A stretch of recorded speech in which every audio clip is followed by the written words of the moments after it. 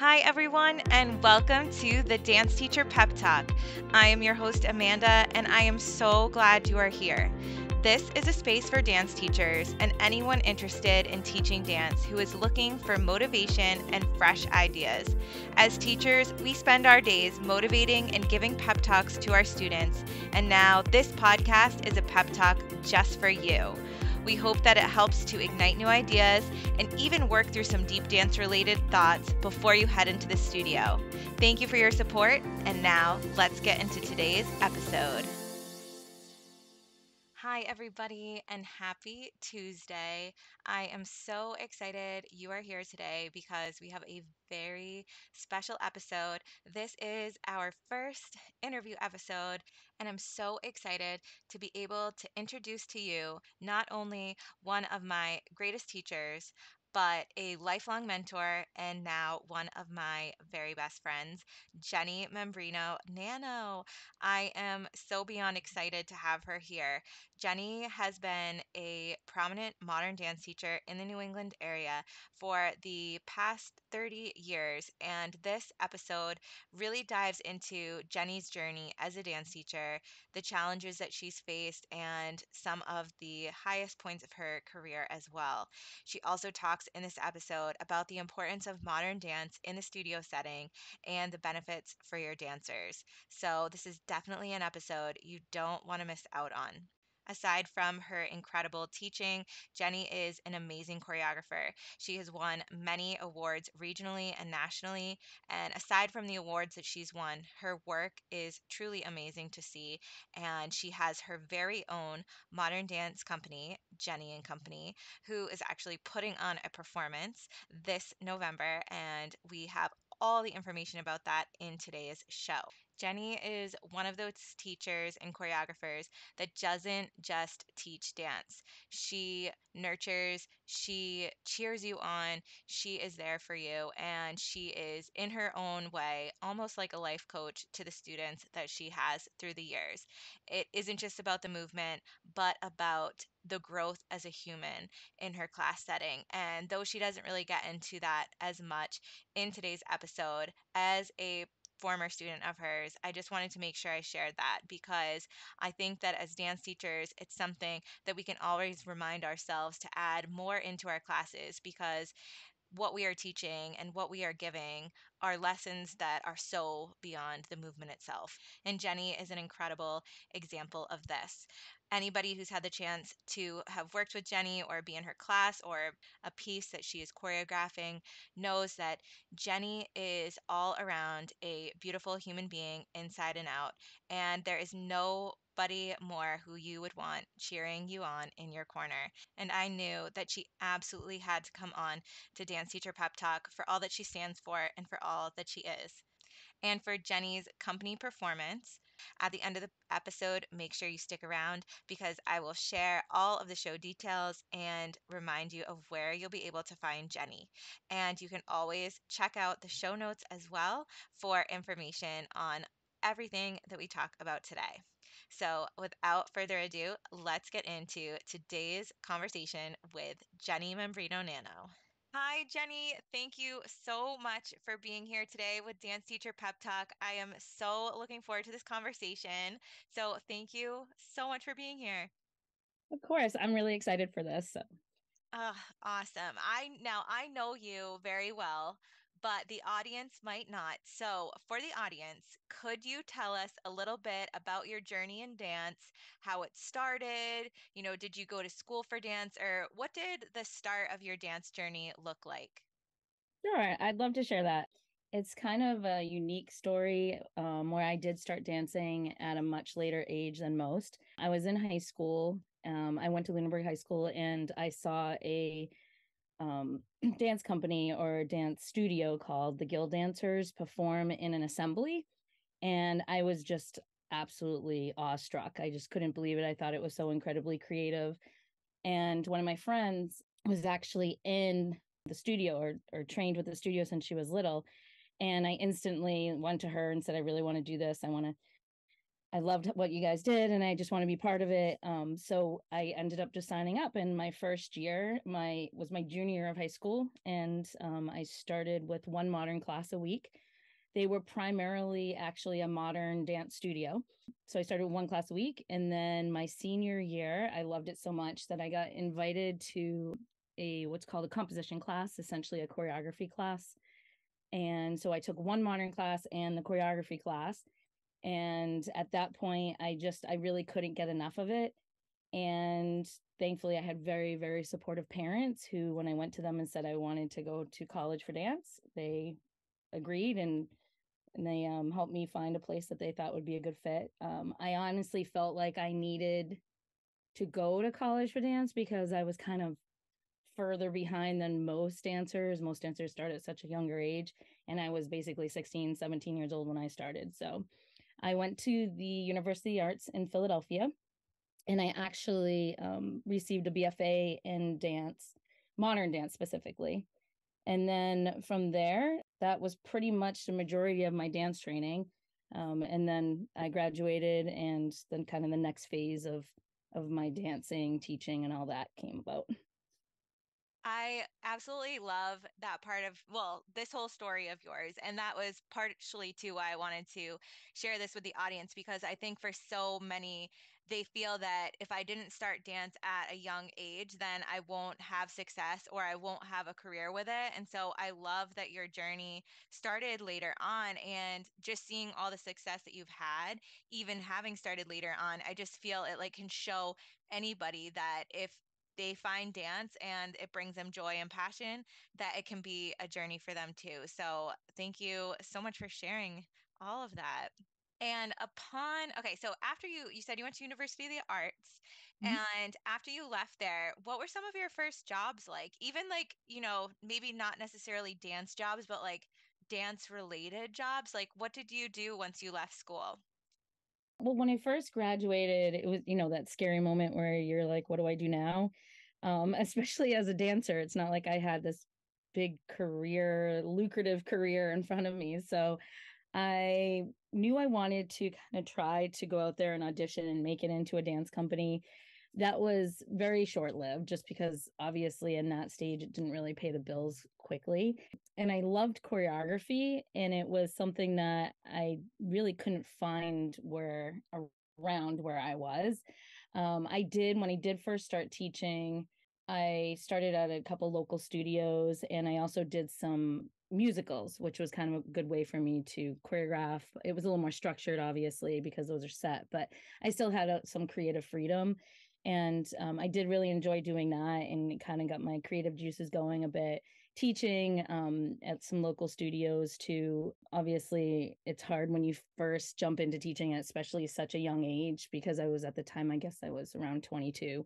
And just with the experience I had from college, I had a lot of information to bring to the dance world, but didn't grow up in a dance studio per se with a bunch of I didn't dance since I was 2 or 3 years old. So I didn't know like the whole big dance studio environment. I only knew this one little dance studio called the Guild in Lunenburg, Mass, that had modern dance. And although it was an incredible opportunity, it didn't have all the other genres that all other dance studios had. So I just taught some at some dance studios, and I kind of had to make things balance by, I worked at Walmart, I made sandwiches, I did some cleaning jobs. Like I did what I needed to do to make ends meet so that I could still do my passion and what I really, really wanted to do in life. Yeah, that's awesome. And I think it's so important too that you shared that because I think so often people will be like, "Okay, here we go, dance." And all of my jobs are going to be dance related jobs, but like there are so many other things that like you need to sometimes do in order to be able to do what you love. So, having dance, yes, it paid some of the bills, but also knowing that there were other things that you had to do as well. And with your dance teaching journey and how it started and all of that, like what subjects did you start out teaching? Because when you graduated college, was it like it was the 90s? Was it, I forget when you graduated.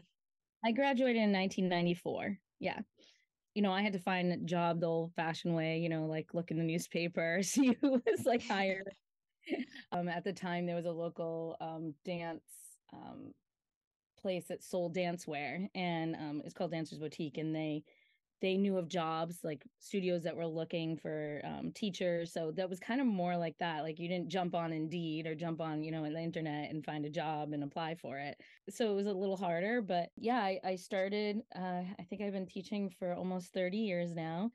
I primarily started teaching jazz, believe it or not, and modern, but modern wasn't that prevalent. I started to take on more as I grew and taught more and got older. I started to teach more disciplines. I got a little more confident in my teaching, so I teach like improvisation, lyrical, some contemporary choreography, some strength and conditioning, and I've done some hip hop when we've been, the studio's been a little shy on a hip hop teacher. So, but my main focus has always been modern. My main passion has always been modern, and that's something I've wanted to share with and grow at as many studios as I can.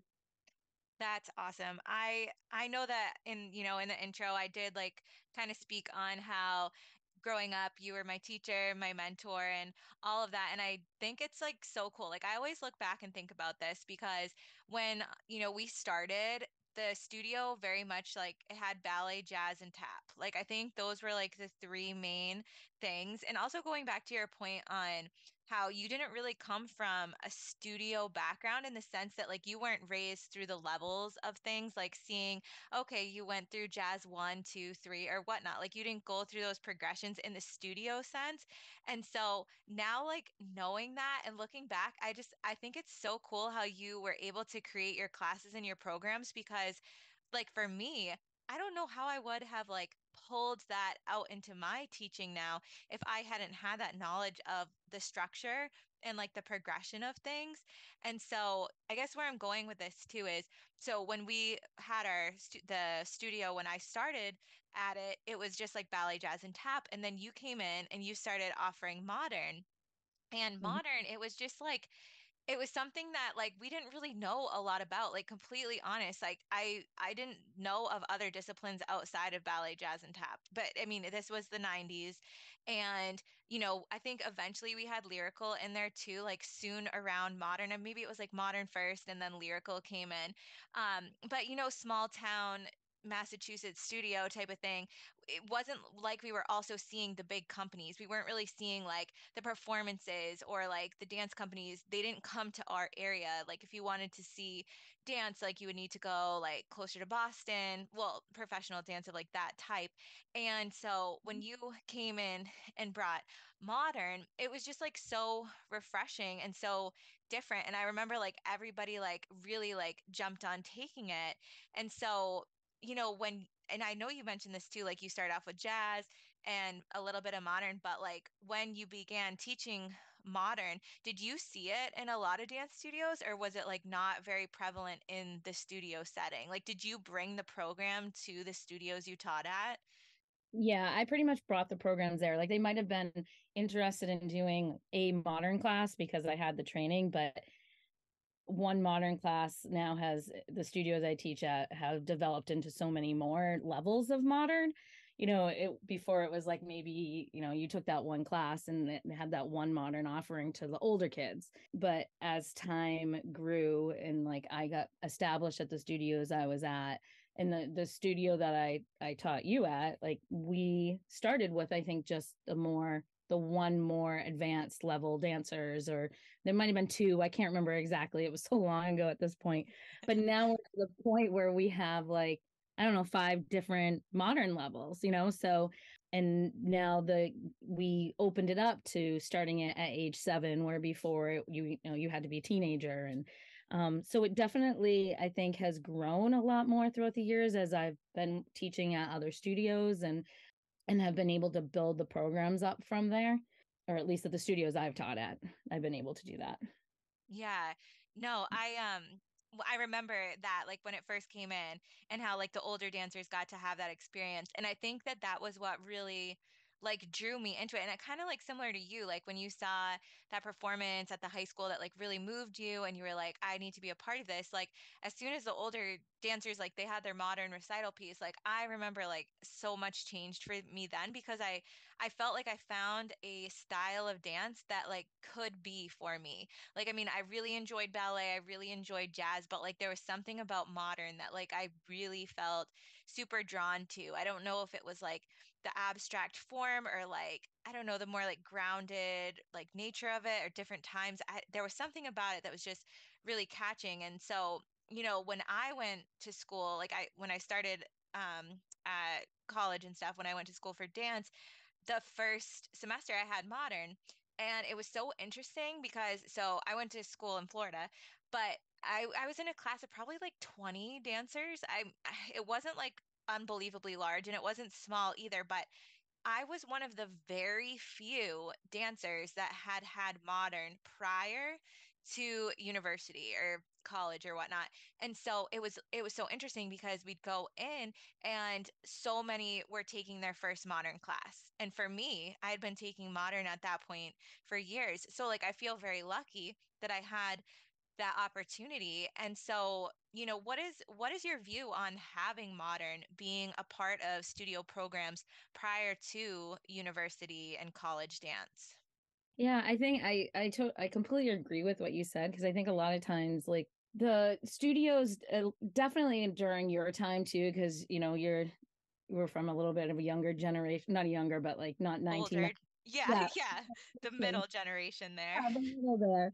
But yeah, it wasn't as prevalent. And I think the I've noticed, and I've even had students say to me that because they have this modern training from their dance studios, similar to you, like when they went to their audition for college or whatever, whether they're major and majoring in dance or minoring in dance, and they still had to do the audition process in college, that they had this whole modern component to it, and they couldn't believe how many people didn't know what modern really was or how to move, you know, the in modern technique, and it was new to them. And that right there is scary, especially in an audition time, because you want to be well rounded as a dancer. You want to know how to do every discipline because you just never know what any audition process is going to throw at you. So I think the dancers that do have modern in their studios are a little more well diverse. They understand the movement quality. It is a much different way of moving, like you said. And I think that's what drew me to it too, is because I felt like it was kind of a style that anybody really could do. Not that anybody can't do jazz or ballet or, tap, but I felt like it feels good in almost everybody's body, or at least that's kind of what I visually see from it. So like modern gave me that freedom to kind of like move in a more abstract way and not feel like I was doing something wrong per se.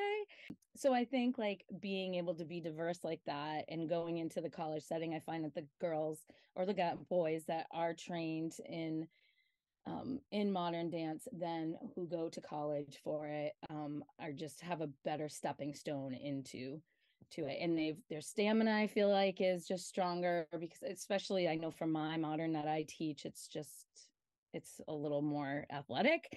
They might have a little more body awareness of how their body can kind of move in different ways rather than just in the structured ways that the other disciplines will give them. So I think it just gives them like a little bit of an upper hand going into the college scene. And because modern dance is so prevalent in college, it's just for some reason people don't know that. A lot of people don't realize that there is a lot of modern dance in college. Yeah, definitely. When I went, I mean, it was like late to yeah, 2007. My program, it was ballet and modern. Like those were the two. That was I don't even think there was jazz until like later on, like upperclassmen ages. I mean, I didn't stick through the dance program, but I'm pretty sure that's how they had it structured. And yeah, I think yeah, just ballet and modern. And I definitely felt ready. There were people in my class that did not feel ready at all. And like you said, with people preparing for auditions and things like that, I can totally understand that because if you're given like a sheet of skills or technical names of things and you've never done them before, like yeah, that can be very scary. So I totally stand by the thinking that having modern being a part of your studio training prior to university, I think it can only help you even further. And it's so, like you said, it makes you more versatile and it makes, I feel like it makes you stronger. I don't know, maybe, I don't know if I'm like generalizing, but like, I know you've taught in many different studios over the years. And so, like, do you see a difference between dancers that have a modern program in their studio versus like dancers that maybe don't? Like, do you see any general themes there? I do. I think there's just like I kind of said a little bit like the body of being aware of your body and different ways it can move. So with modern, we work so much with like releases and kind of letting your body go in different ways. Like I always try to say, like a lot of times with my younger kids, I'll start with this thing called a shake combination. I know you know what this is, Amanda, but Yes. basically like they're loosening up their whole bodies, and I'll say to them, I'm like, you're so used to in your ballet classes and your jazz classes and all those classes of staying really really lifted, and your arms have to go a certain way and be placed a certain way, and I'm like, I just want you to let all that go and shake all that kind of tension in your body and let it go. And I think it just makes for the studios that do have the modern in it, makes for a more well-rounded, stronger dancer, where the studios that don't have it, I think they're just missing that component. And so those students don't necessarily have that like upper hand that the other students who do have modern have.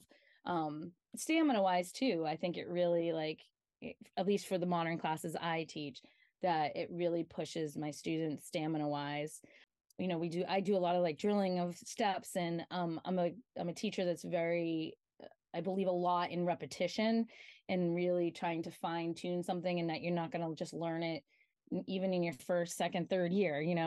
It's funny because I remember learning in college about all the different, choreographers and history and stuff. And Martha Graham, who's a very famous modern choreographer, was one of them. And I remember, I'm pretty sure, and don't quote me exactly on this, but I'm pretty sure she said something along the lines of like, she does a what's called a contraction, and she said you can't master. It takes at least 10 years to master a contraction. And it's like, I think I believe so much in like, yes, it takes a lot of time to master something. So that repetitive doing things over and over again. So I know for me, I think because I teach like that a lot of times, and I think a lot of modern is like that, that those students just become used to learning how to like train and really work technical rather than necessarily like, just going in and learning a combination, and like they have that whole technical component behind it where you might not get in some of your other classes. So Yeah, I think that's I can definitely attest to that. Like, I mean, just from my personal experience taking your class, like there was definitely a lot of like I don't want to call like drills, but like we got stronger because of the practice that we did with the skills and like the sequence of how you taught it.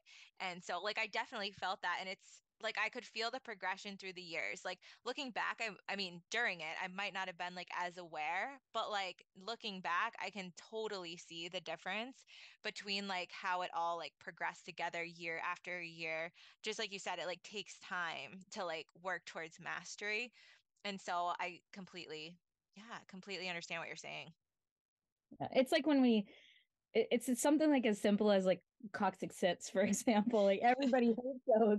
And then I go and I start teaching them to the youngest kids, and they only lower, what, 2 sets of 8 or something. And they do like just a very minute amount of coccyx sits because they're learning the basic skills behind them and how to do it. And that's hard for them at that age. And then, my older kids, I think I'm up to about 12 sets of 8 of lowering at this point. I don't even think I got Oh there with, my gosh. no, I I don't think, think I would know what to do with that. but they like, it's funny because they'll see them and they say, well, how come like we don't do that? I said, well, you did. Like you're now here, you were there, you now progressed to here. It might have felt like torture, the past 12 years, but you have progressed there. Yeah. Yes, definitely. And I know like and you're talking about like how you're building the skills and through everything. You mentioned that your style of modern and the type of modern class that you're teaching, you tend to describe it as a little bit more athletic. But like if you could describe your style a little more of your modern class, what would you say is that style? And which styles of modern were you most drawn to like compile into your teaching? Because I know there's so many different like schools or like tracks of modern, like based on the different pioneers. And, were there any specific pioneers that you really felt the most drawn to create your class? Yeah, yeah, definitely. So I learned a lot about the pioneers of modern dance, and then I also did a lot of my own research on it because I just found it really fascinating that there were so many different styles of modern dance. And in college, I had done Graham technique, Horton technique, and Taylor technique were the three main modern styles that we basically were taught. So I kind of have my teaching has a blend of kind of all of those things. So I have a very Horton based style to my teaching because I feel like it's just an easier modern concept to understand, and it's probably the more popular one that you see on students and being taught. I also learned a lot of Graham. However, Graham is extremely hard, so I try to just introduce it to my students so they know what it is, they're aware of what it is, but they're not necessarily proficient in it, but they know what it is. So if they were in an audition setting and were asked to do something, they could basically get the main concepts of it. And then a little bit of Paul Taylor and Twyla Tharp style. So I kind of do a blend of different things, and I've kind of created my own individual style through those blends of all those probably four main pioneers. And then I've also through the years of teaching and what works well for my students and what they need to work on, then and nowadays we have YouTube and Google, and you can research and find things and help advance your own teaching, and look back at previous choreographers from pioneers and like the work that they did, and be able to help your students learn and more about them as well, and kind of incorporate it into your classes. So I feel like I only have these kids for an hour to an hour and a half every week, so I try to give them a blend of as much as I can so they understand a lot, but I don't just make it one discipline per se or one technique per se. Yes, and as a student of yours, I loved that because I felt like there was a lot of variety, but I felt like there was also a lot of like personalization of you. Like it was your style of many different schools of thought, and so I definitely felt like it was like a very successful format, just, speaking for myself. Of course. So talking about, your years, we've been really talking about teaching and modern. Could you sort of like describe any of your biggest struggles that you faced through your teaching years and like also a big win of yours during your teaching years? Sure, yeah. So I think the struggles that I had, the biggest one would probably be when I became a mom. So it's really, really hard balancing teaching life with mom life. um, it's hard enough with like having a spouse because you take a lot of your time is taken away in the evenings when your spouse most likely has a regular daytime job, and you now work evenings, and then you add kids into the equation. So I have two kids who are now grown, but at the time when through most of my teaching, my kids were very young, and I found it really, really difficult to juggle. Like I want my passion, like I love to teach, and it was also an outlet for me because it was dance, and dance is such a crucial part of my life that I found it difficult to balance teaching and being there for my kids at night, for, dinner or bed. A lot of times my kids stayed up entirely too late just because I wanted to be able to see them and to be able to put them in bed, and how did your day, school day go and all of that. So I found it really hard balancing that. And I won't lie, I do have some regrets. I wish I had scaled back a little more, because now I'm more than capable of teaching more now because my children are older. I mean, so like I feel like I should have almost done opposite what I'm doing now because I'm actually teaching a little less now than I did when they were younger. But you also do what you have to do to for your family at that time. So that would probably be my biggest regret, and like just not being as present as I wish I could have been. I'm not saying I wasn't at all. Like I drove him to school sometimes. We did all that stuff, but I just wish I was home a little more at night. And then another struggle, like teaching wise, would be, believe it or not, I do have a lot of self-doubt and lack of confidence in my abilities as a teacher and a choreographer. I question a lot of the things I do, and sometimes think what I'm putting out there, especially as a choreographer, isn't good. And so I struggle with that a lot. And but I also think it's one of those things that I think too that it keeps me on track though as well. And it keeps me focused, and it keeps me trying to better myself as a teacher and a choreographer. As for a win, so you were a part of this situation. It was a year that I choreographed the production number for the dance center, and I choreographed the piece called Tree of Souls. And honestly, the win part of this isn't the fact that we won nationals.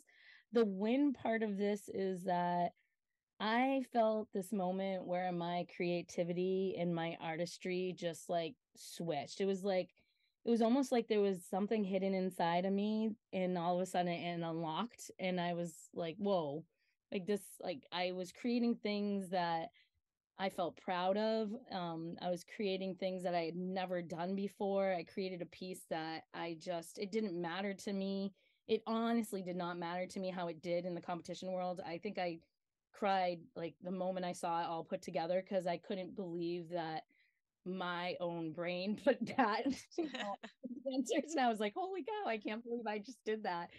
And the excitement, like to this day, I remember being on the phone with my mom in the basement studio, like getting ready to walk upstairs into production rehearsal. And I was like trying to talk through something. And I was like, oh my gosh, if I do this and this and this. And like she was part of that excitement and that moment where like the switch just came on, and I just got this idea and I rolled with it. And so that was like a pivotal point, I think, in myself as a choreographer and my own artistry. So Yeah, that was an incredible piece. Like I still remember, and I remember all those moments with you, like the tears and the excitement, the whole journey of that year. That was I totally understand what you're saying. It really was like such such a creative moment for you. It was like one of the biggest pieces I feel like you've ever done.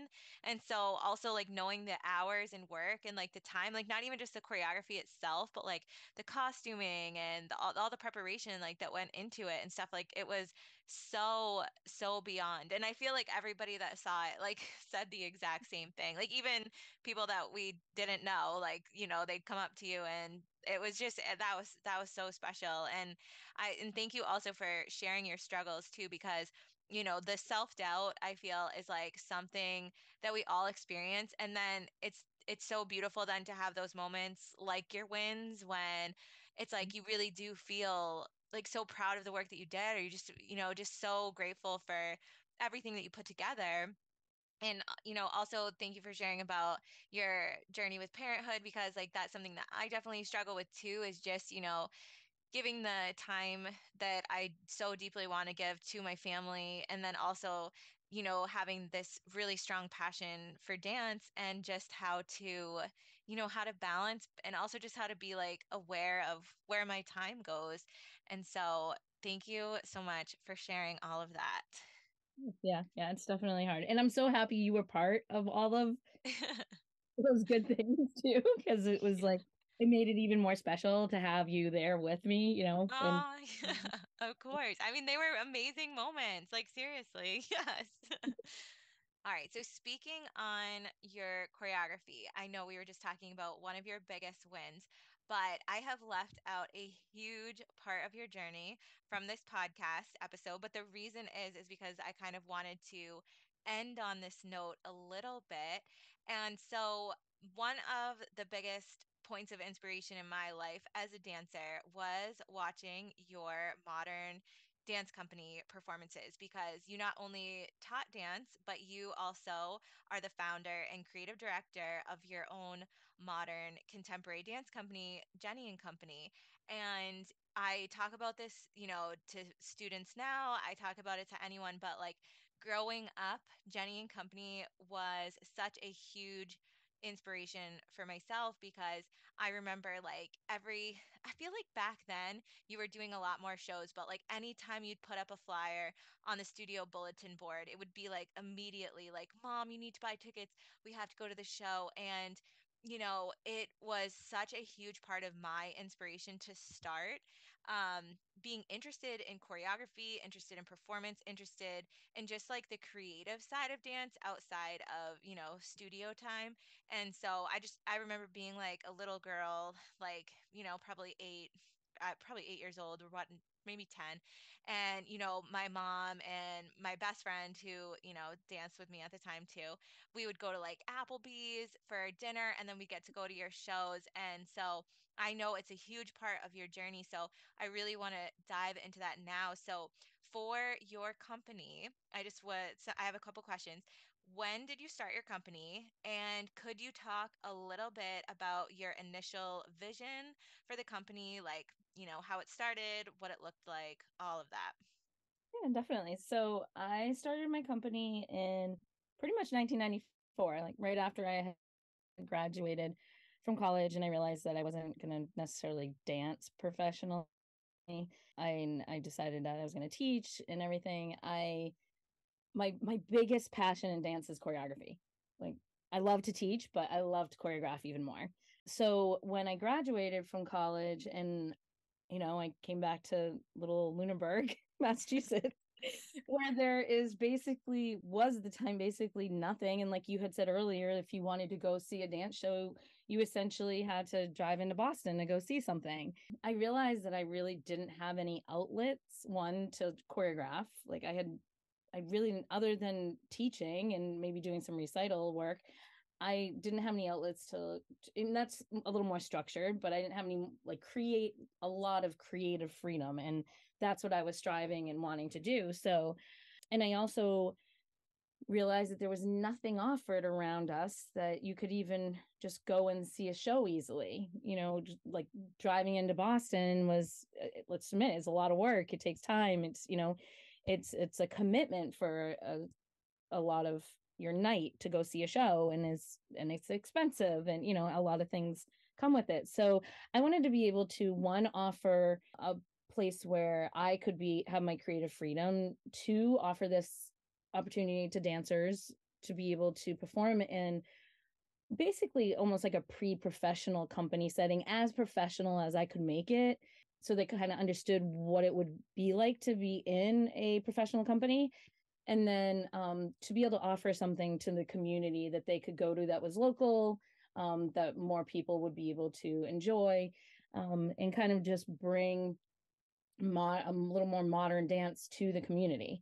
That's basically when I looked. My dad had owned a garage at the time, and I looked at my parents and said, "Hey, can I convert half of the second floor over to a black box theater?" And like come up with this like crazy idea. And I have to say my parents have been so incredibly supportive, because I went to them when I wanted to go to college. I'd only been dancing for 2 years and taking 1 to 2 classes a week, and they were supportive and said, sure, this is what you want to do, this is what you're going to do. So they were really good about it. So that was kind of when I started the company and started to get things going. And I remember back then you had to put ads in, it's called Backstage, I think, newspaper. I think they're still around, but probably online.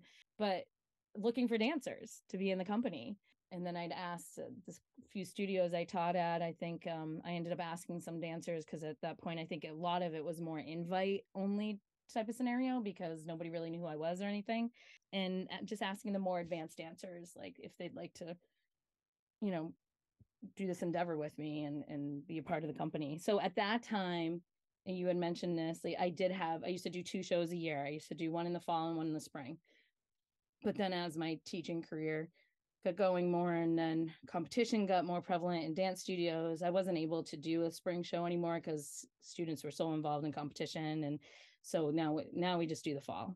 Oh, okay. That is so interesting because it makes so much sense. I mean, I know like even with my experience, like with competition, like I don't think we really started. I feel like I was maybe like 10 when we first had a competition experience, but it was with a dance that we had already done in recital, and it was very small. I mean, all the way through my comp life in the studio sense, like we didn't have an crazy amount of pieces. Like we just brought a handful here and there. And so I totally, though, see like the competition world explosion in the studio setting because, when we look back to like what I did for comp and what like teams do now, it's that makes so much sense now because I wondered why the spring shows must have stopped or like the 2 a years, and that explanation I had no idea, but yeah, that makes so much sense. But yeah, I would seriously, I would always look forward to it. Like the fall show, the spring show, we made it a whole thing, and yeah, so I know, you also have a show coming up now, which we're going to talk about in a minute.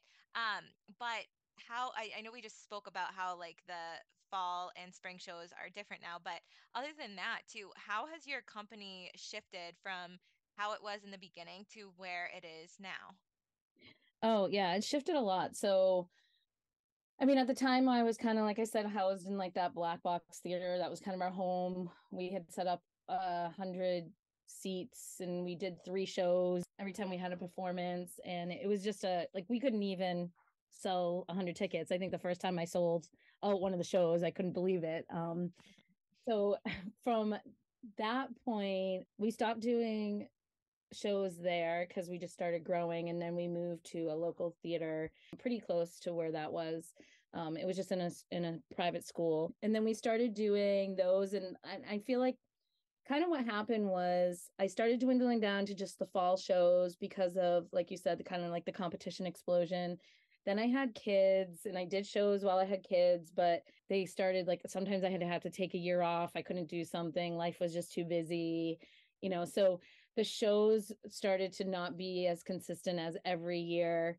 And then from there, if we really kind of come more to this time, like COVID hit, and then I didn't want anything to do with even trying to run a theater. So our last show was in 2019. And so this will be our first show back. And I played around with all kinds of different ideas when I first started the company. It was more advanced dancers. And then one year I did like a junior company, and I had 12, 13 year olds in it. I did that for one year. It wasn't quite what I wanted to do. So it didn't like work out exactly how I had planned, but it was still a good experience to see that, okay, this isn't going to work the way I want it to. And now it's just kind of morphed into like you basically dancers 16 and over. Some years, the last show I had a lot of adult dancers. This year I still have a good amount. I probably have four, but on the lower age end of like 18, 19. I think the oldest is 23. And then so now it's a whole audition process, where before, like the very first show, it was all invite essentially. Now it's an audition process, which with the occasional invite to come to the audition if they are underage, under the age of 16. I will occasionally do that. I have one dancer like that in the company right now. And yeah, so I just focus a little more on like the advanced dancer that understands modern. So a lot of these dancers have trained with me. As a matter of fact, every single dancer in the company right now has trained with me, has been my student at some point.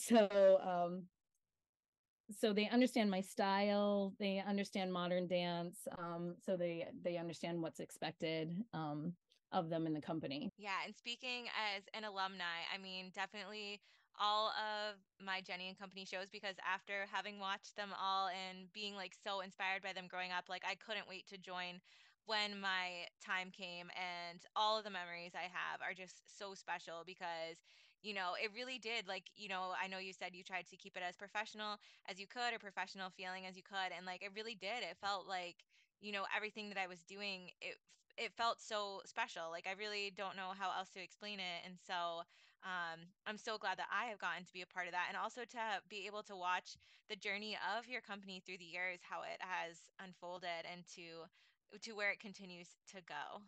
Well, and it's so neat. It's fun, kind of funny how full circle now we here talking, and you were my student, and you were my company, and I'm sure we'll get to it. But now you're choreographing in the company, so it's kind of funny, like the full circle that we've had with this. Yes, no, I agree. And it's been like the most beautiful journey and I'm like so so grateful for it. So, I obviously love everything Jenny and Company and I want to like shout it to the world. So, can you tell us a little bit more about the upcoming performance and how we can see it? Because I know we're located in Central Mass, but I mean, if you're in the Massachusetts area or Southern New Hampshire, this is a really beautiful show to come and see. So, can you tell us a little bit more about this year's performance? Yeah, definitely. So I always want to try to tell everybody that to just come and see it. And like even my students that have never seen it before, I tell them, I'm like, I'm not saying it just because it's mine. Like I genuinely think you will love this performance because it's one of those shows that I always try to kind of hit all the different emotions throughout. Because I think a good performance does that, kind of puts you on a little bit of a roller coaster. There's that joy, there's those moments that maybe a little deeper, a little sad, and then I always try to throw in some comedy, some like ridiculous, crazy comedy pieces that are like, for some reason, are usually a huge hit. So it's basically this show is called Haiku, and each piece is based off of a haiku. And the company is comprised of 13 full-time dancers right now, and we do have some guest performers as well. These girls have been rehearsing on Sundays, sometimes Saturdays, but 12-hour rehearsal days on Sundays since June. Like they have been working really, really hard in the studio to get this show together. A very, very supportive, creative, hardworking group. And so the show is at Lunenburg High School on Saturday, November 4th at 7 p.m. and Sunday, November 5th at 2 p.m. You can, if you know me, you can buy tickets off of me. You can buy tickets off of any of the company dancers, but you can also reach out to me at my email or my our social media pages. So the social media page, Jennie and Company on Facebook, and then Jennie Company on Instagram. And then for email, if you want to reach out, you can, it's Jennie and Company, JennieAndCompany at gmail.com. And tickets Awesome. are Oh, go ahead. $25. I forgot that. $25. Okay. So you said $25. okay, You can awesome. you can purchase tickets at the door if you want, but I do recommend purchasing them in advance if you can. Okay, yes.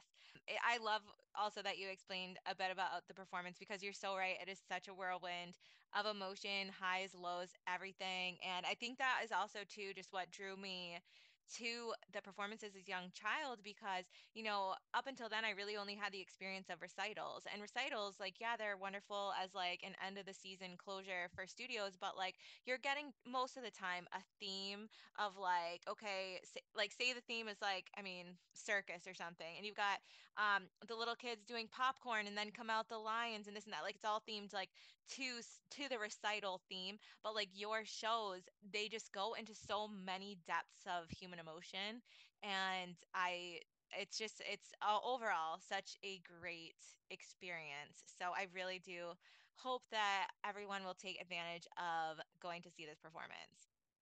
You, me too. All right, and really quick, just for fun, because I wanted to throw some of these in here. I have just a quick three questions to close out on, like sort of like a rapid fire, but not necessarily. So my first question for you is, if you could meet any dance legend, who would it be? Oh boy. Okay, so this is really hard. I have three, but I'll Okay, go fast. three. Martha Graham, of course, because she's basically the legend in modern dance when people think modern dance, just for her unique style. And my body just could never get it. So I would love to just sit down and like look at her and talk to her and be like, please explain this to me. Merce Cunningham, which a lot of people don't talk about, but he didn't choreograph movement to coincide with the rhythms of the music. Instead, he preferred to have music and dance perform simultaneously yet independent of each other. So a lot of times you'd choreograph a piece and then put music to it, and it just ended how it ended. And I always thought that was fascinating. And then Paul Taylor, I just loved. his high energy and creativity. And I'm a little biased because I got to perform in one of his pieces that they reconstructed in college. And one of my absolute favorite modern teachers was in his company, and she reconstructed the piece, and she was just such a like somebody who really really believed in me and pushed me in my training in college, and probably one of the most influential teachers I had. So like I want to be able to like trace back to her steps of her working with him. So Oh, love that. Second question. If you could give any piece of advice to an up and coming dancer or dance teacher, what would it be?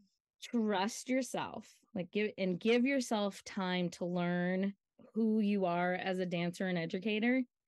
And then also like realize that you're going to make mistakes, and that's just how we learn. I mean, we say that to our students all the time, like, we don't expect you to be perfect, like you need to work on this. It's the same thing for us teachers. We're learning too. And so and you'll learn what works for you and what doesn't work for you. And just realize that you'll kind of figure out your own rhythm and your own style and your own way of doing things that you feel comfortable and confident with. Yes, I totally agree. Beautifully said. Okay, one more question. I'm really, really big on mindfulness here on Dance Teacher Pep Talk. So, what are ways that you protect and honor your self care or soul care through the busy times of being a dance teacher?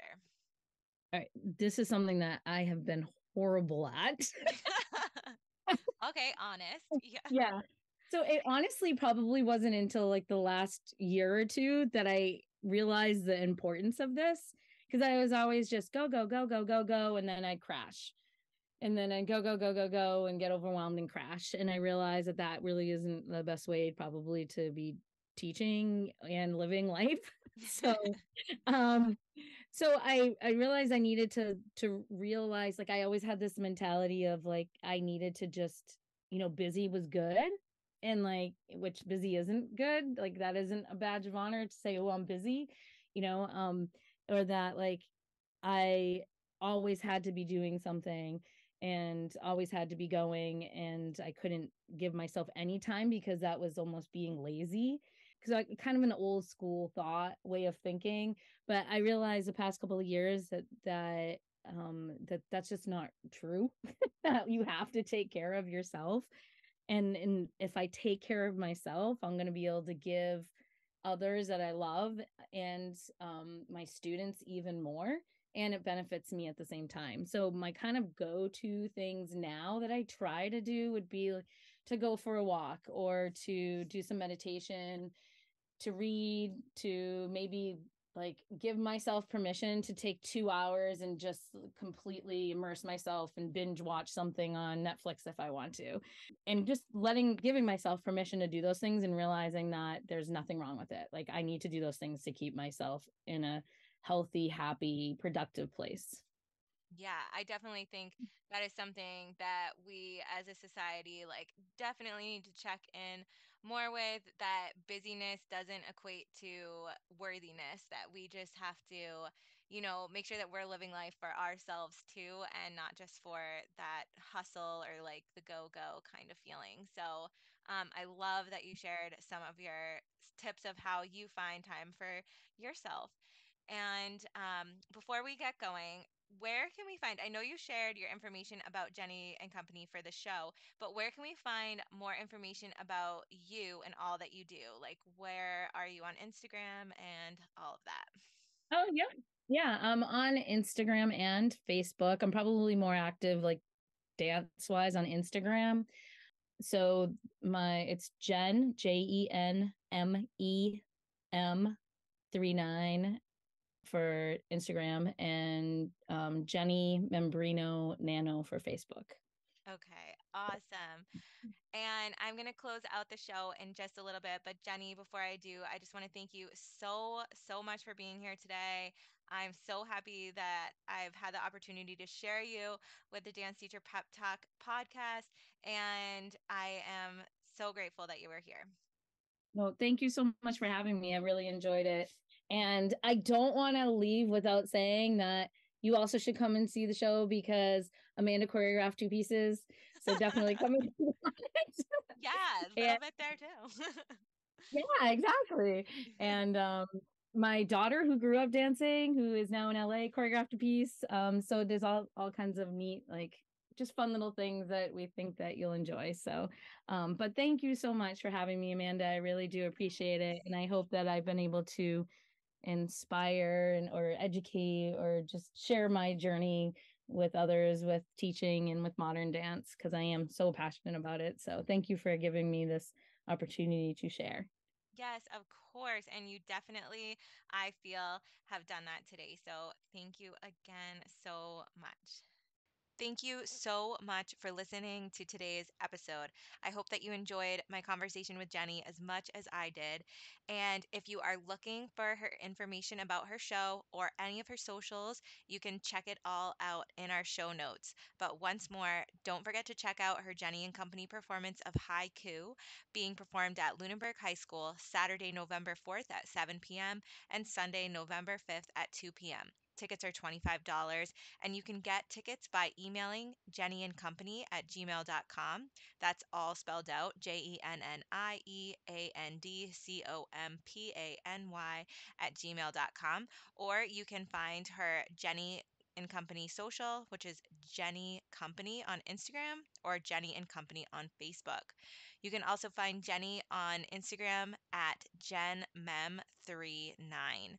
And again, all of those details are in the show notes. So thank you so much, and I look forward to talking with you all soon.